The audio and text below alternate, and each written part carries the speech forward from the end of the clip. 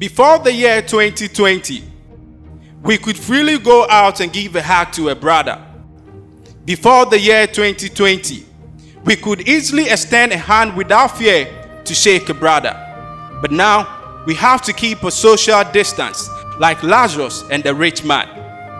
Adding to our social distance is self-distance, for we can't frequently touch our faces as we used to do without washing our hands or the use of alcohol-based hand sanitizers. Faces are now covered with nose masks, for we no longer trust the environment we live in nor the air we breathe.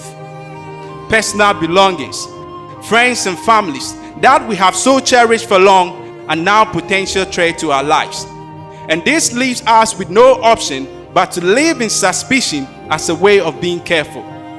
No man wants to be played like the woman in the Garden of Eden or wants to be used like Judas.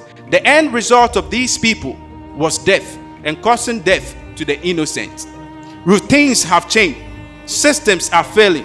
The only thing strongly believed to keep us safe is to stay at home. And this forces the hand of government to enforce a lockdown, placing all citizens under house arrest.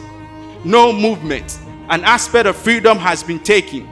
But should this problem persist for long, will we all survive? Look at the busy streets that had no space for a footstool, and all you see now is emptiness and silence. Turn on your radio and television, and all you hear are discussions on COVID-19 and death count. No time for meaningless talk. Fame has lost its place. Dreams are lost to sleep, and achievements are lost to antiquity. Every man's interest is not in popularity or riches, but first to live. Whoever thought churches and mosques would be closed down? Whoever thought schools and some businesses would be closed down?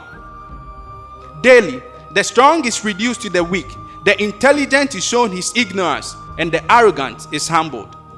The disease is no respecter of person, so many people are running to safety, like the scriptures in Amos 2:16. Hope seems lost, but the only place we can find hope is in God. So many people who lost their faith years ago are now returning to God like the prodigal son.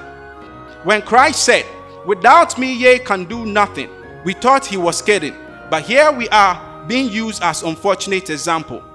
No man wants to die before his time, not even the poor who has nothing, nor the rich who has enjoyed it all. Both the poor and the rich value one thing: life. If the rich man is stripped of his riches and the poor man stripped of his poverty, the only thing that remains and is equal to all is life. But we have allowed our numerous needs to devalue this precious gift of God until the evil day comes that we realize that money, needs, and achievements are nothing. The God factor cannot be taken away from the lives of men, and there is nothing too precious than life. Just as a fish cannot live on land without water, no man can live without life and live better without God.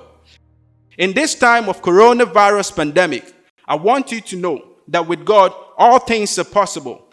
And as we keep to the preventive measures, let us appreciate the life that we have before the evil day strikes. Stay safe.